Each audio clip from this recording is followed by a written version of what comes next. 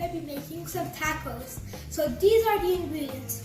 We need some taco shells, some pasta sauce, some shredded cheese, some lettuce, some cooked ground beef, some olives, some bell pepper, and you can use any type of vegetables of your choice.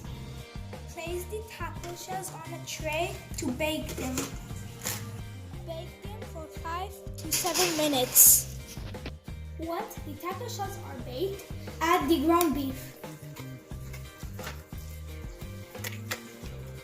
Then the sauce.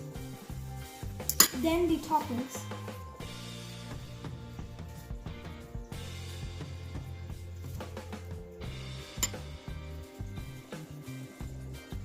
Repeat the same process with all the tacos.